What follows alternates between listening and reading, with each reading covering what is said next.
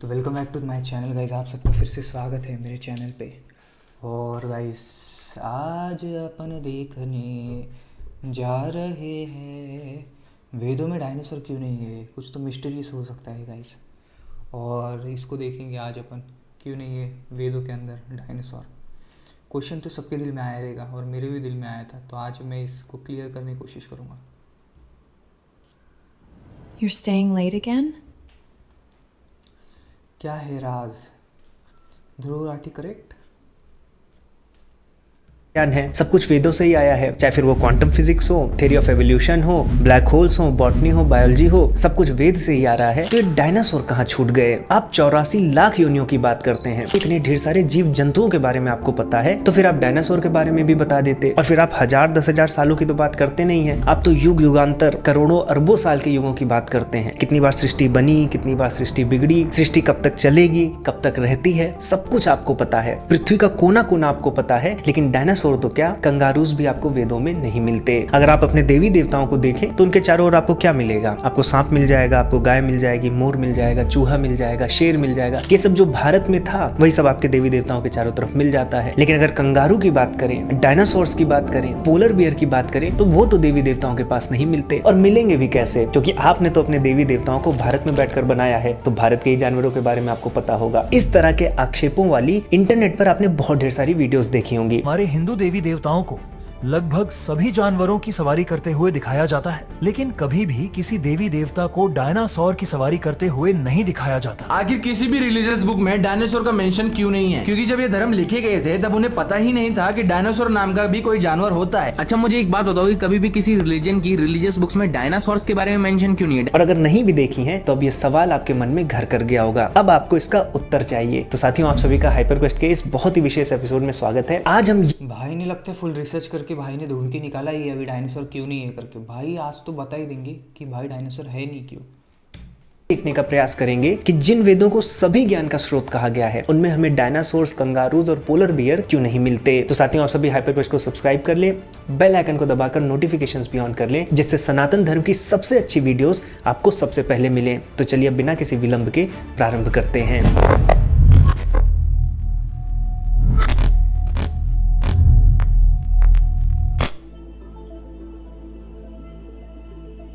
अब साथियों, इससे पहले हम सनातन धर्म और उनके ग्रंथों में चले, एक हमें फंडामेंटल बात समझ लेनी चाहिए। फंडामेंटल बात यह है कि इस ब्रह्मांड में जो कुछ भी एग्जिस्ट कर रहा है, जो कुछ भी घट रहा है, उसके दो पहलू होते हैं, उसके दो स्तर होते हैं। एक उसमें होता है, पर भाई को दाद देनी पड़ेगी। भाई ने रिसर्च तो किया भाई, एटलीस्ट। अपन लोग तो भाई सोच के ही ऐसे छोड़ देते बस कि भाई हाँ यार ये लोग तो सही बोल रहे हैं यार, इसमें तो डायनासोर नहीं है, तो शायद ये चीज़ गलत है। अपन क्या करते हैं, अपन भाई ऐसे बोल के छोड़ देते बस भाई। पर उस बंदे ने रिसर्च किया भाई, सैल्यूट है भाई, सैल्यूट, सैल्यूट मार दो भाई। रिसर्च किया भाई, रिसर्च किया भाई। ऐसे नहीं भाई कि 2 मिलियन फॉलोअर से रिसर्च किया भाई ने, फुल ढूंढ के निकाला है भाई चीज़ें कैसे क्या है। देखो ना, ध्रुव राठी ने भी बोला है चिकन खा रहे थे, इसने भाई ने ढूंढ के निकाला है भाई। तू कैसे बोल सकता है चिकन? आज तेरे को बता ही देता हूँ मैं, दाद देता हूँ भाई ऐसे लोगों की, जिसे हम नॉलेज कहते हैं। और दूसरा भाग होता है उस प्रिंसिपल, उस नॉलेज का एक्सप्रेशन। और ये जो प्रिंसिपल होता, नॉलेज और प्रिंसिपल, नॉलेज और एक्सप्रेशन, वो प्रिंसिपल मोस्टली इनविजिबल रहता है, और जो एक्सप्रेशन होता है, जो चीज मैनिफेस्ट हुई है, उस प्रिंसिपल का उपयोग करके वो हमें विजिबल दिखती है। इसको एग्जांपल से समझते हैं। जैसे हमारी बॉडी है, तो ये जो बॉडी है ये एक्सप्रेशन है, लेकिन इस बॉडी की एक नॉलेज भी है। ये बॉडी जो हमारी ऐसी दिख रही है, इसके पीछे एक नॉलेज है। वो नॉलेज कहाँ रहती है, वो प्रिंसिपल कहाँ रहता है? वो हमारे डीएनए में रहता है। फुल रिसर्च करके निकाला है भाई ने सब। डीएनए में जो नॉलेज है, जो प्रिंसिपल है, उसके बेसिस पर हमारी बॉडी एक्सप्रेस होती है। तो हम समझ गए कि कोई भी चीज है उसका एक नॉलेज होता है अंडरलाइंग, और उस पर वो बिल्ड होती है। एक और एग्जांपल से समझते हैं। जैसे मान लीजिए कोई बिल्डिंग है, अब उस बिल्डिंग के पीछे कोई ना कोई ज्योमेट्री होती है, कोई ना कोई मैथमेटिक्स होती है। बिना उसके आप बिल्डिंग नहीं खड़ी कर सकते। तो जो मैथमेटिक्स है वो प्रिंसिपल है। उस प्रिंसिपल को एक्सप्रेस करके, उसको एक्चुअलाइज करके हमने वो बिल्डिंग खड़ी की है। अच्छा, अब आप सोचिए कि मान लीजिए इंग्लैंड के किसी शहर में एक चर्च खड़ी है, तो उस चर्च को बनाने के लिए चर्च के पीछे कोई ना कोई मैथमेटिक्स अवश्य होगी। इसका मतलब यह है कि बिना मैथमेटिक्स के आप चर्च नहीं बना सकते। सकते। लेकिन अगर कोई ये कहे कि जिन देशों में चर्च नहीं है वहां पर मैथमेटिक्स नहीं होगी, क्या ये बेवकूफी भरा स्टेटमेंट नहीं होगा? क्या हिंदुओं को मैथमेटिक्स नहीं आती थी क्योंकि हिंदुओं के देश में चर्च नहीं मिलता? तो ये आर्गुमेंट बहुत वीक है। यहाँ पर हो क्या रहा है कि मैथमेटिक्स वो प्रिंसिपल है जिस प्रिंसिपल का उपयोग करके इंग्लैंड वालों ने चर्च बनाया, और हिंदुओं ने उसी मैथमेटिक्स में डिफरेंस नहीं है, उसी मैथमेटिक्स का उपयोग करके मंदिर बनाया। तो मैथमेटिक्स एक प्रिंसिपल है, उससे बनने वाली जो बिल्डिंग है वो एक्सप्रेशन है। और इससे हमें क्या समझ में आ रहा है कि जो प्रिंसिपल होता है वो प्रिंसिपल यूनिवर्सल होता है, वो समय और स्थान से नहीं बदलता। मैथमेटिक्स नहीं बदल जाती, चाहे आप ऑस्ट्रेलिया जाए, चाहे आप अमेरिका जाए, चाहे भारत में रहे। लेकिन ऑस्ट्रेलिया में जो बिल्डिंग्स का स्ट्रक्चर है, जो इंडिया में बिल्डिंग्स का स्ट्रक्चर होगा और जो यूएस में होगा, उसमें डिफरेंस हो सकता है। यानी कि जो एक्सप्रेशन है, जो मैनिफेस्ट होता है, उसमें डिफरेंस हो सकता है समय और स्थान के साथ। अब अगर आप इस कॉन्सेप्ट को समझ गए हैं तो मैं आपको लेके चलता हूं सनातन धर्म के ग्रंथों में। ये स्टाइल मैंने किधर तो किसके तो देखी है ऐसी। He started having experiences where he found his consciousness out. अब साथियों, जो ज्यादातर लोग सनातन धर्म के साथ भी गलती करते हैं वो यही करते हैं, वो एक्सप्रेशन को देखकर प्रिंसिपल को जज करते हैं। जबकि आप अगर सनातन धर्म में ग्रंथों की व्यवस्था को देखेंगे तो वो भी 2 स्तर में ही बांटी गई है। कितना ब्यूटीफुली बनाया गया है। वो 2 स्तर वही हैं, प्रिंसिपल और एक्सप्रेशन। प्रिंसिपल को हमारे यहाँ श्रुति कहा गया है, जिसमें वेद और उपनिषद आते हैं, और जो एक्सप्रेशन है, जो मैनिफेस्टेशन है, उसको स्मृति ग्रंथ कहते हैं, जिसमें हमारे इतिहास, पुराण, धर्मशास्त्र आते हैं।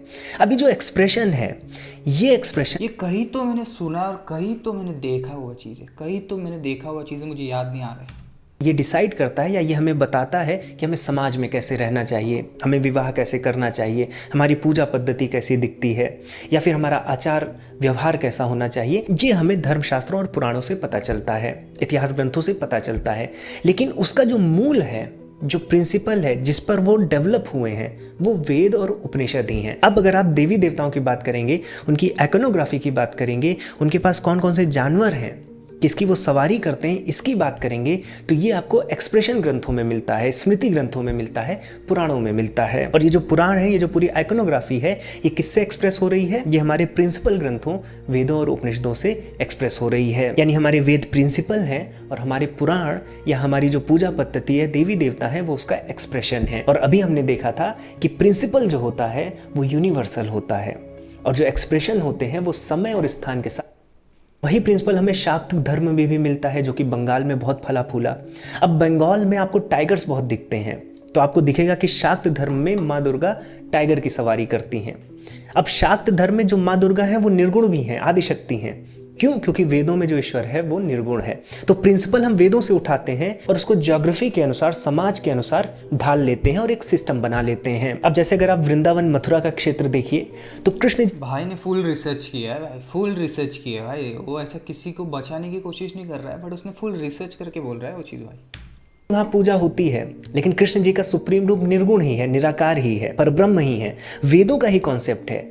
लेकिन मथुरा, वृंदावन और ये जो एरिया है, इसके पास आपको मोर दिखते हैं, गाय दिखती है, इसलिए कृष्ण जी के साथ मोर और गाय को दिखाया गया है। ऐसी जो डिफरेंट ट्रेडिशंस होते हैं, जैसे नागा ट्रेडिशन है, तो वहाँ पर जो नाग है, चूंकि वो उनकी प्रकृति का हिस्सा है, तो नागों के अंदर ही वो कॉस्मिक एनर्जी को देखा गया है। तो अगर वेदों को, जो वैदिक प्रिंसिपल है, वो ऑस्ट्रेलिया के किसी रीजन में, ऐसे रीजन में जहां कंगारू पाए जाते हैं, वहां एक्सप्रेस किया जाता, वहां के समाज में डेवलप किया जाता, तो वहां भी आपको ऐसे देवी देवता अवश्य देखने को मिलते जिनकी सवारी कंगारू होती। तो जो देवता है, देवी देवता, ये प्रतीकात्मक रूप से उसी वैदिक प्रिंसिपल को शो करते हैं और उस पर्टिकुलर रीजन में पॉपुलर हो जाते हैं। तो जो हमारे वेद हैं वो प्रिंसिपल्स हैं, वो अस्तित्व के नियम हैं। ये जो हमारा जगत है, इसकी अल्टीमेट रियलिटी क्या है, वो ऐसे विषयों पर बात करते हैं कि आत्मा क्या है, ईश्वर क्या है, जीव क्या है, ब्रह्म क्या है।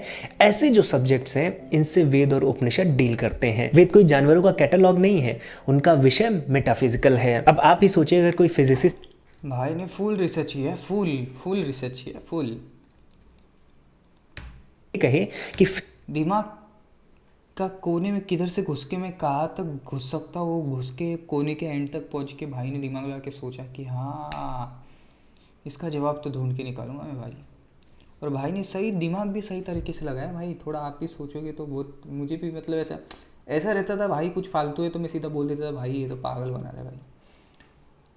पर जिस तरीके से मैं सुन रहा हूँ चीज़ को और समझ रहा हूँ, उसका बोलने का मतलब बहुत, उसने एक कॉन्सेप्ट को पकड़ा गाइस, और वो कॉन्सेप्ट था प्रिंसिपल और एक्सप्रेशन का। और ये कॉन्सेप्ट मैंने कहीं पर तो सुना था पहले, मुझे याद नहीं आ रहा, कहीं पर तो सुना था मैंने। प्रिंसिपल और एक्सप्रेशन, प्रिंसिपल सेम होता है, एक्सप्रेशन हमेशा बदलते रहता है। बहुत डेंजर चीज़ बताइए भाई, बहुत डेंजर चीज़ बताइए।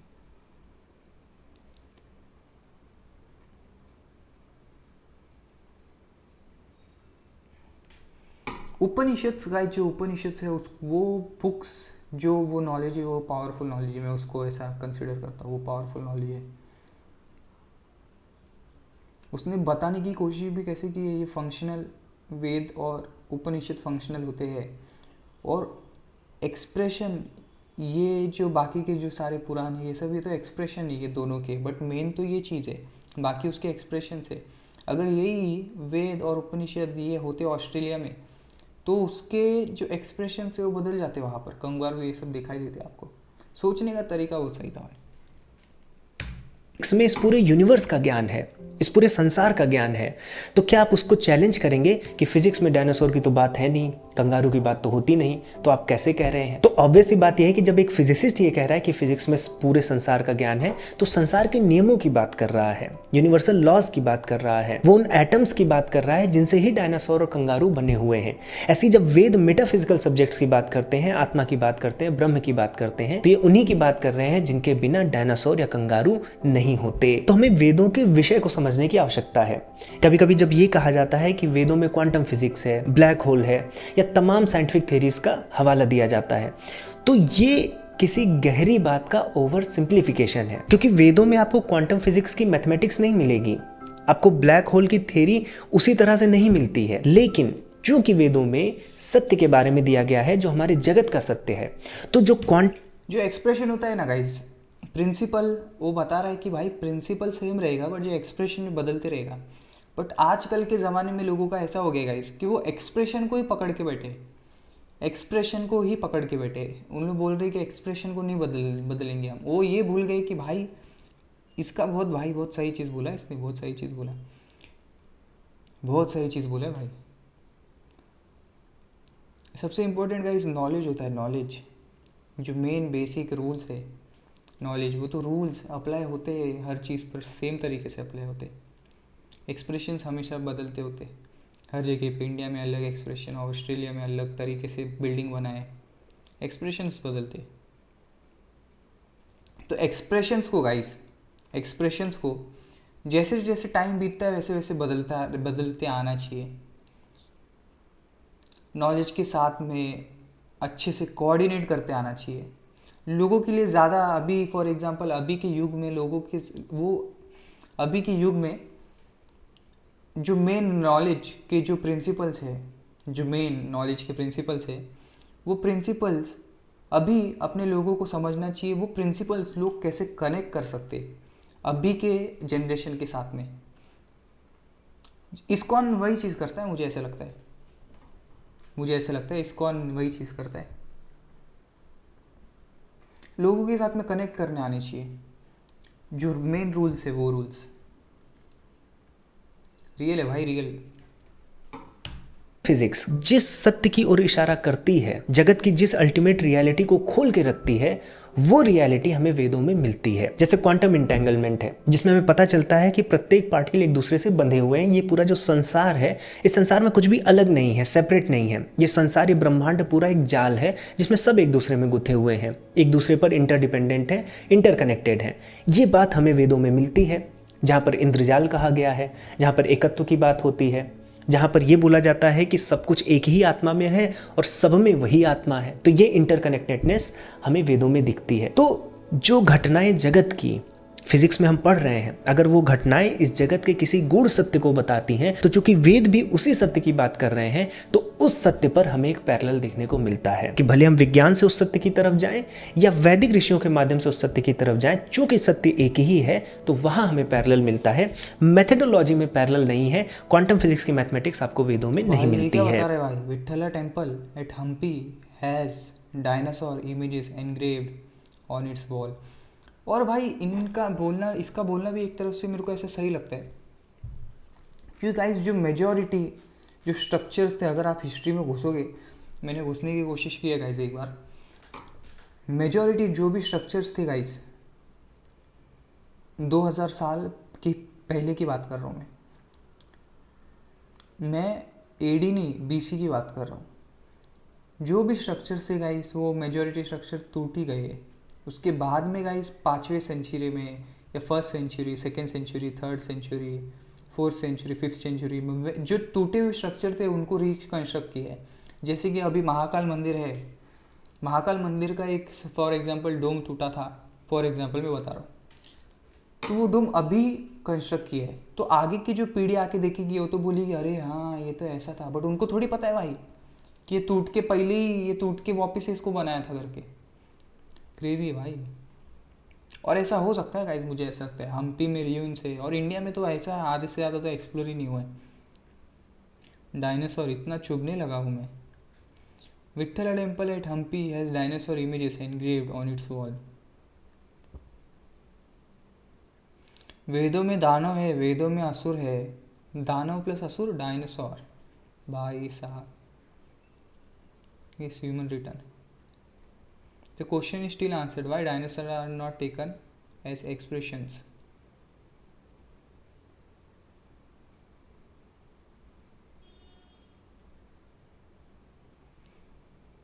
उसने भाई सही चीज़ बोली था, बट एक्सप्रेशन और नॉलेज लोगों को बदलते आना चाहिए, लोगों को चिपके नहीं रहना चाहिए। मुझे ऐसा लगता है लोगों को बदलते आना चाहिए, बहुत इंपॉर्टेंट चीज़ थी वो।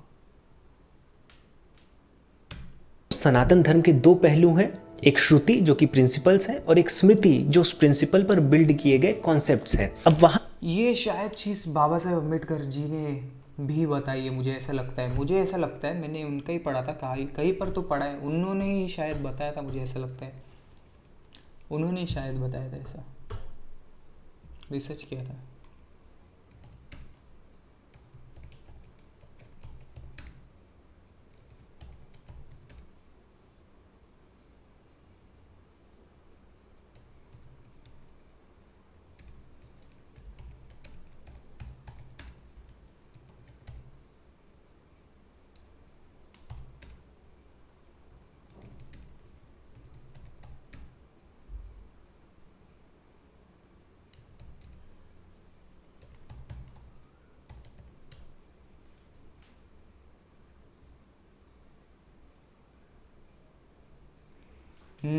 बोला ना गाइस, ये वही उधर से ढूंढ के निकाला है भाई ने भाई।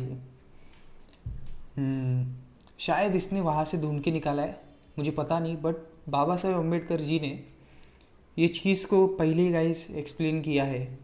यही सेम चीज़ को बाबा साहेब अम्बेडकर जी ने पहले ही एक्सप्लेन किया है गाइस।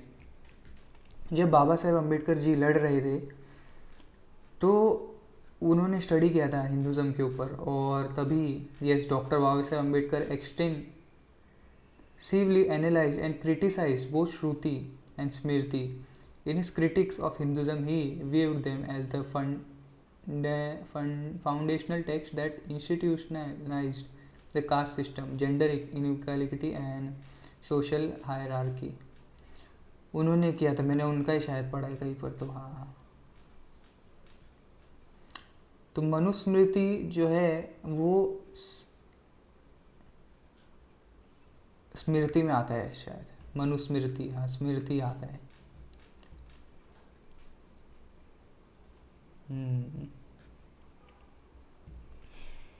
भाई ने भाई तगड़ी चीज़ ढूंढ के निकाली है, बट मजाक नहीं कर रहा हूँ, बट ये चीज़ मुझे पता थी कहीं ना कहीं से। और इस चीज़ पे मैं बोलना चाहूँगा कि गाइस अभी मैं इस्कॉन से एक चीज़ सीखा हूँ, टू बी ऑनेस्ट, उन लोग कनेक्ट करने की कोशिश करते लोगों के साथ में।